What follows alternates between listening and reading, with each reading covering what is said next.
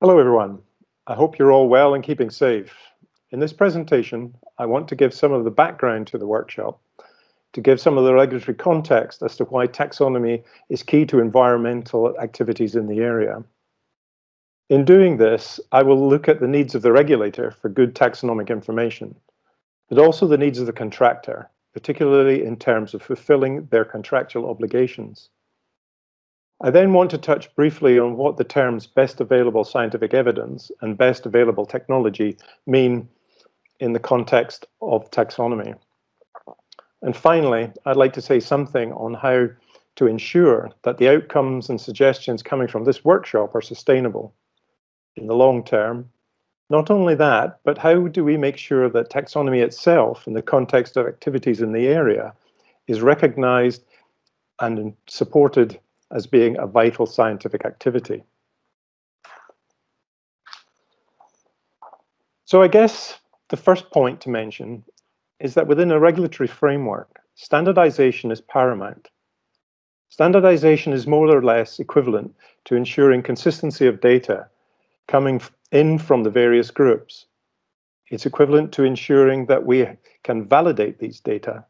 We can corroborate the information being generated and disseminated to wider audiences. And finally, it provides authentication when regulations and recommendations are issued. So how do we get standardized taxonomy? Within the regulatory framework, you will read and hear the phrases best available technology and best available scientific evidence. Important phrases, particularly in the context of ensuring everyone involved is held to the same standard. In the context of this workshop, what we are discussing is how do such terms apply to taxonomy. I'll come back to this later. I think it's also important to remember that although many of you are benthic biologists, what we are actually discussing should apply to all groups, the pelagic environment as well as the benthic environment. It should apply also to groups like sea mammals, birds, high-level predators such as sharks. It's also important to keep in mind that we are also dealing with the different habitats within the area, which are of interest because of their mineral resources. So, let's look at the needs of the regulator, in this case, the International Seabed Authority. You will have had some background to this from the earlier talks, so I will focus on what the recommendations and contractual requirements are. First, we have the collection of baseline data by the contractor. This is a contractual obligation. How this should be done is laid out in an ISA document, the details of which are on the screen. These recommendations, while not mandatory, are usually followed by the contractors. Here, the ISA recommends that data are collected on the whole range of fauna and biota likely to be encountered. Taxonomy is seen as a key component in developing these environmental baselines and delivering the data during an exploration contract. Standardizing the data is highlighted. As a quick aside, I should mention that these recommendations were developed by the LTC and external experts. The recommendations on taxonomy and how to deal with sampling and preservation of samples for taxonomic and biodiversity research came from a series of taxonomic workshops organized by the ISA, with inputs from many experts. So workshops and their outputs do get incorporated into regulatory frameworks. That's why workshops like this one are important and should not just be seen as a discussion forum.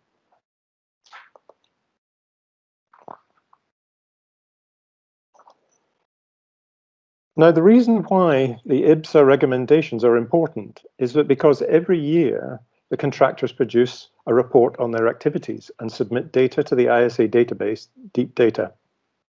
It's important, therefore, that the ISA can assess the information being generated, Are the data consistent?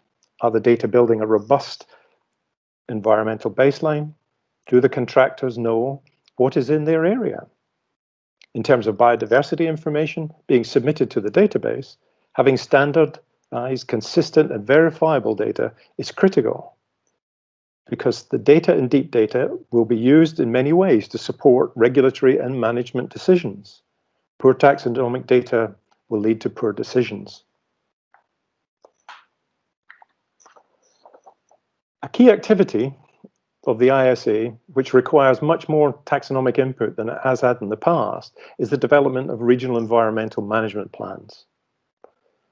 While REMPs are not overly stipulated in the UNCLOS, to fulfill the obligations laid out in UNCLOS, the ISA has had to develop mechanisms to ensure, for example, the protection and conservation of natural resources.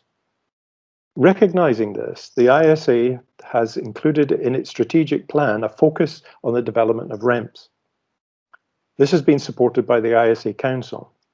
Now, the Council is the executive body of the ISA, and it determines policy and monitors progress to achieving that policy.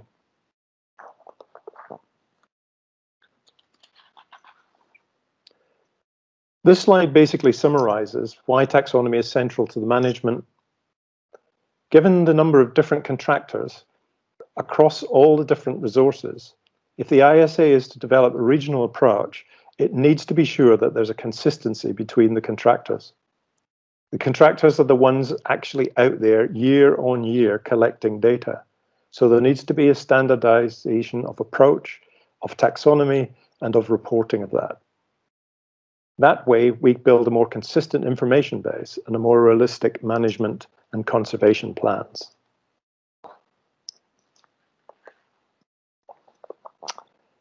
For the contractor, there's also a need to develop good scientific data and to have good taxonomic support. As I've mentioned, contractors with an exploration contract are required to develop environmental baselines. This baseline will form the basis of their EIA and subsequent EIS if they decide that they wish to apply for an exploitation contract. Whether they are granted such a contract will depend on how comprehensive and robust the environmental baseline is.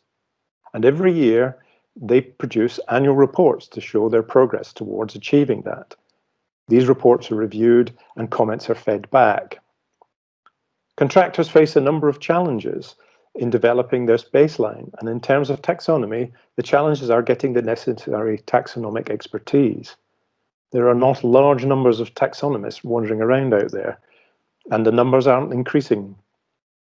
Secondly, contracts for exploration can last for 15 years or more, so ensuring taxonomic consistency over this time frame can be difficult, but it is essential.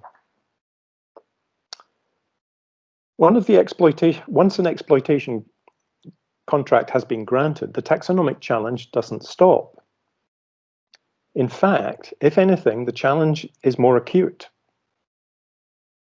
Contracts for exploitation will be for around 30 years for nodules, 10 years plus for the other resources, at least as currently envisaged.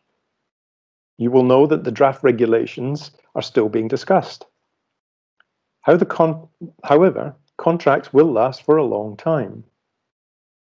During this period, the contractor must undertake regular monitoring. Much of this monitoring will involve routine identification, probably by subcontractors working for an environmental consultancy.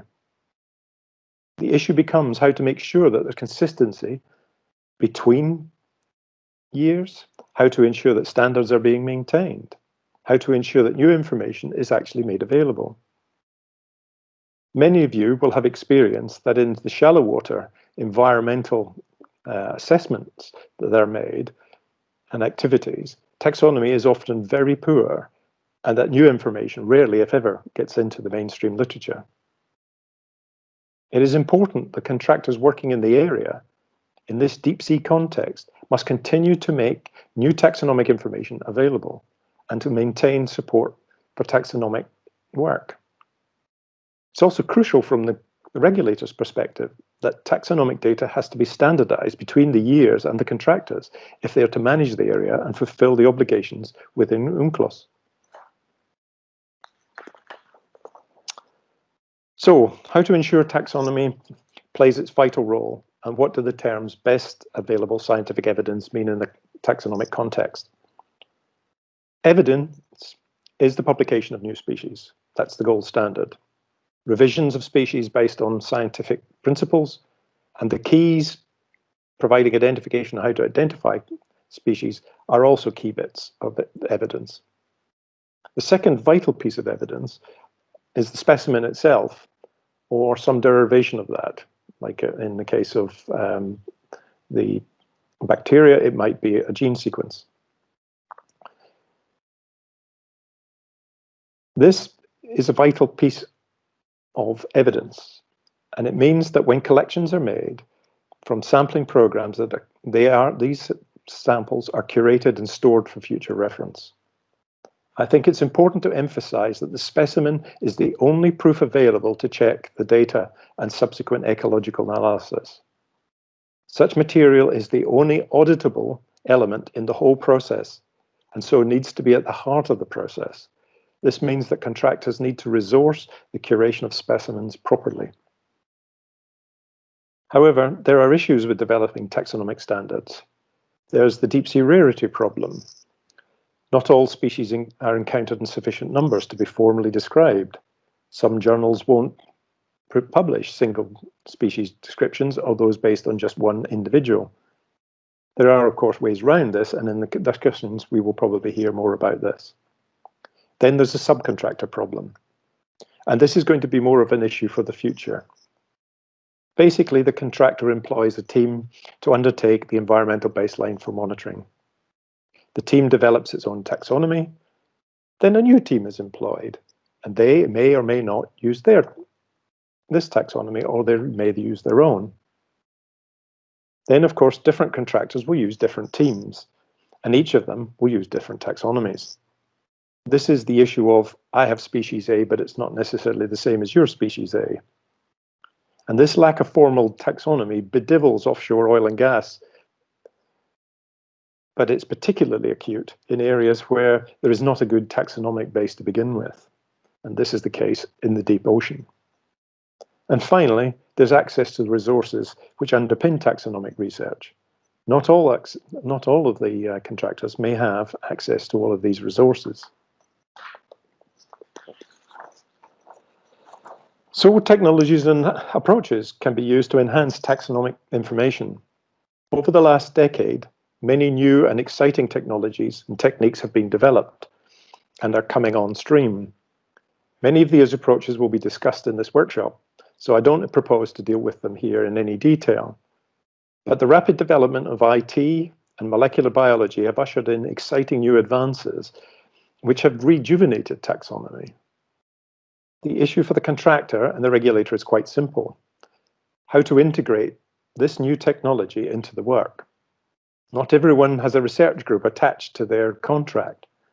How widespread and accepted are these methods being developed? The ISA needs to be aware of the developments, but can only rely on methodologies and technologies which are widely accepted by the scientific community. The ISA can only recommend approaches which are demonstrated to be consistent and to some extent standardized between users. It's important there is a living playing field in which everyone can participate to avoid monopolization.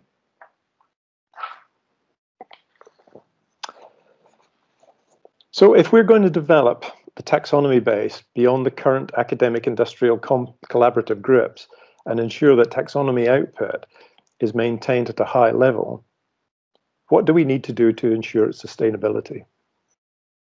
The most important aspect is that the standards must be set and must be enforced. By this, I'm talking about what taxonomic information is to be produced, to what level, and how is it produced. To develop a new generation of taxonomists is going to be crucial. We can do this using tried and tested approaches, which current taxonomists know how to do and how it works. And these could be adapted for deep sea activities in the area. The final topic I'd like to deal with is how sustainable all this is. How do we make taxonomy sustainable for the future, given the way that contractors operate will change as time goes on? First of all, and it's one of the most gratifying consequences of the development of recommendations and regulations, is that academia and industry have formed very productive collaborative partnerships to develop environmental baselines during the exploration phase. But I don't think this is going to last. If contracts for exploitation are granted, then the research activities will become more routine and will become routine monitoring. Scientific partners will drop out. Scientists get bored. They don't like routine. It's harder to justify to their management and to future funders. Contractors will want to cut costs under pressure to maximize profits, particularly in the early years when they've put out a lot of money on establishing the mining operation. So the issue is, what legacy will be left by academia once exploration is over? What infrastructure, expertise, and networks will have been developed? I want to make the point here that the search for cheap and effective ways to provide taxonomic information is a fallacy. It is not possible. There is no magic bullet out there. In the 40 years of my career, I have seen countless efforts to avoid doing taxonomy. Countless pollution scientists, ecologists, consultancy groups, accountants, lawyers, you name it, have tried and singularly failed to provide a credible alternative.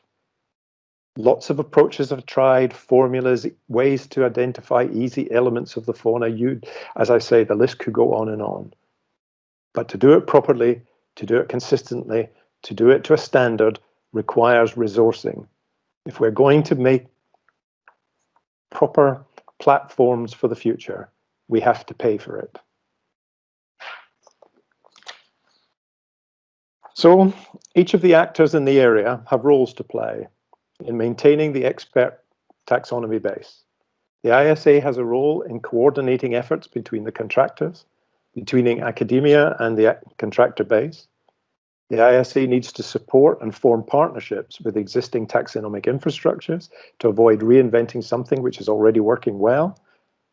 The ISA organizes workshops such as this one, which will set the direction for the travel for future work and research.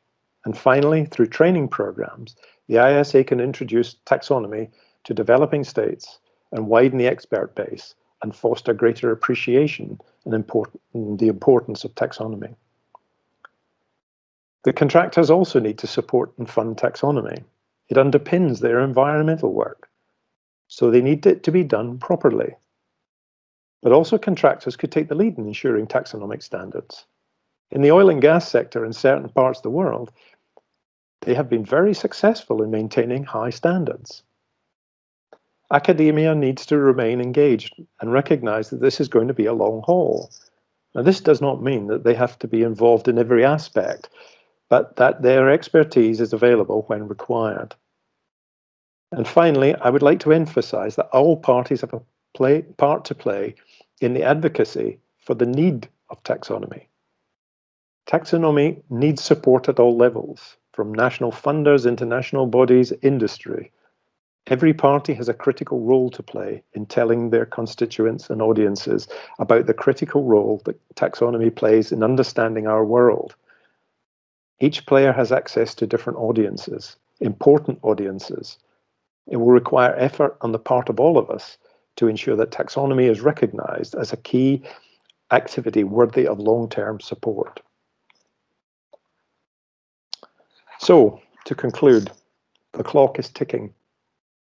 Several contractors have indicated that they wish to apply for exploitation licenses within the next 5, possibly 10 years. We need to make the most of the various technologies, infrastructures, and expertise available. We also need to plan for how to ensure taxonomic expertise is mobilized to ensure effective deployment of taxonomy resources, how to make it sustainable for the future, building on what's available to us now. The discussions of this workshop can be the start of this process. Thank you for listening.